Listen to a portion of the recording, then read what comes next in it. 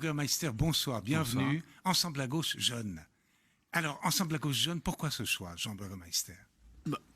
D'abord, pourquoi Ensemble à gauche, disons, oui, parce ça. que jeune, disons, c'est un peu plus évident à deviner. Vous avez 25 ans. Hein. 26, ouais. 26, bon. Alors Ensemble à gauche, simplement, c'est parce que c'est là que j'ai retrouvé mes idées, c'est-à-dire une nécessité quand même de transformation radicale de la société. Cette société, mon préopinant d'Ensemble à gauche également l'a dit, une société en Suisse où 2% de la population détient 98% des richesses.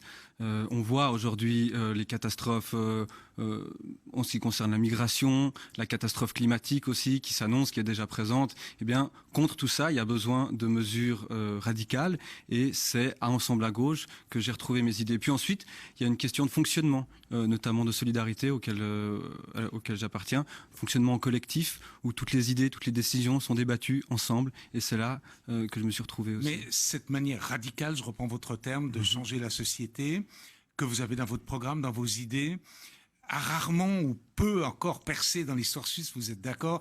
Quoi qu'il y ait eu des moments où la gauche socialiste était beaucoup plus à gauche qu'aujourd'hui. Hein. Oui, bien sûr. Mais actuellement, le trend, il n'est pas vraiment là. Est-ce que vous allez percer, avoir par exemple au moins un conseiller ou une conseillère nationale au fond? Oui, probablement. En tout cas, on a les chances, elles sont réelles à Genève, oui, évidemment. Et c'est pour ça que je fais campagne. On a une possibilité d'avoir une ou un conseiller national de Genève aux prochaines élections. On remarque aussi disons une colère sociale qui existe, bon, qui est plus forte peut-être dans d'autres régions, effectivement, au sud de l'Europe et dans d'autres régions du monde, mais qu'on perçoit aussi en Suisse. On a perçu pas mal de mobilisations ces derniers temps en matière de migration. On a perçu des mobilisations de la fonction publique aussi en hiver. Et puis à Genève, ça va peut-être venir cet automne. Hein, avec et à Genève, je pense qu'il faudra que ça vienne cet automne. Je pense qu'il faudra une mobilisation forte contre le budget qu'ils vont essayer de nous imposer. Oui, parce qu'alors là, moi je vois déjà des gens dans la rue. Je peux me tromper, mais j'ai le sentiment qu'il y aura quelque chose. Je pense qu'il y aura quelque chose parce que c'est des mesures inacceptables qui sont proposées. Alors, Jean Bürgermeister, il y a un ministre socialiste de l'Intérieur, mais l'Intérieur en Suisse, ça contient par exemple les affaires sociales, Monsieur Berset. Hein.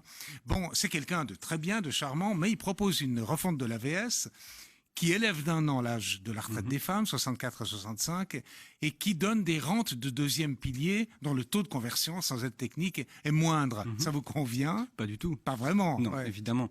C'est quelque chose de parfaitement inacceptable. C'est amusant, enfin c'est triste de voir l'empressement qu'on a aujourd'hui de faire l'égalité entre les hommes et les femmes en matière d'âge de la retraite, c'est-à-dire augmenter l'âge de la retraite des femmes, alors que d'autres questions d'égalité sont traitées, sont sous-traitées, notamment en matière d'inégalité salariale. Je rappelle que c'est encore 18% en moyenne l'écart salarial entre les salariés femmes et les salariés hommes. Il y a d'autres questions. Et puis ce qui est inacceptable aussi, c'est que le débat est complètement occulté. On nous présente la chose comme étant le résultat d'une pure arithmétique. Or, il faut savoir que c'est faux. Simplement, c'est faux. Si effectivement on a une population âgée qui augmente, eh bien on a aussi une productivité du travail qui augmente. Et de fait, notamment en matière d'AVS, on le voit, l'AVS en 1975, c'était 7% du PIB.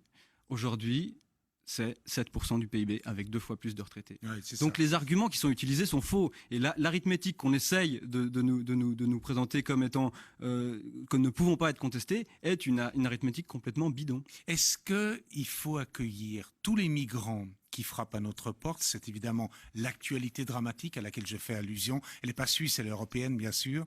Et puis, est-ce qu'il faut mettre ces migrants sur le marché du travail en Suisse? Oui. Il faut accepter les migrantes et les migrants qui tentent de venir ici. Il faut déjà savoir que les personnes qui viennent en Europe et en Suisse, c'est une infime portion du flux migratoire au niveau mondial. Le gros, par exemple, des Syriens se retrouvent au Liban et dans d'autres pays frontaliers qui sont de fait beaucoup plus pauvres que la Suisse. Donc on n'a aucune raison avec l'état, disons, économique de la Suisse de refuser l'entrée de ces personnes. D'autant plus qu'on le voit, la politique ultra-répressive qui vise simplement à empêcher les personnes d'entrer est inefficace. Ces gens viennent parce qu'ils n'ont pas le choix. Et non seulement elle est inefficace, mais en plus, elle est criminelle. Elle est criminelle parce que on pousse, avec des barrières administratives, on pousse les gens à emprunter des chemins de plus en plus dangereux, et puis on arrive à ces drames qu'on constate aujourd'hui en Méditerranée. Et puis ensuite, évidemment, il faut permettre à ces gens de travailler. C'est parfaitement absurde de les loger dans des foyers, dans des états déplorables, des foyers qui sont surpeuplés, dans des bunkers, on l'a vu, et ça a été contesté par les migrants eux-mêmes et par de nombreuses personnes de la population genevoise.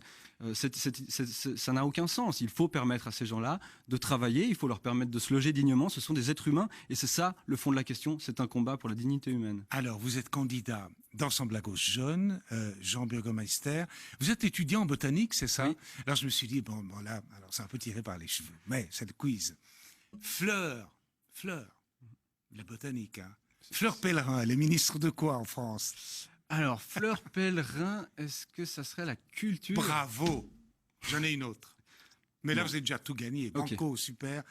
Oui, j'ai appris à 18h30 pile que la reine Elisabeth II d'Angleterre battait à cette seconde-là, donc il y a 1 heure, le record de quelle autre reine de longévité? Alors, j'ai aucune idée. Victoria. Voilà. Mais bravo pour Fleur Pellerin. Je vous souhaite, vous êtes quelqu'un de dynamique, je vous souhaite une très très belle campagne. Merci beaucoup. Au revoir. Jean Burgomeister, Ensemble à gauche jeune. Merci.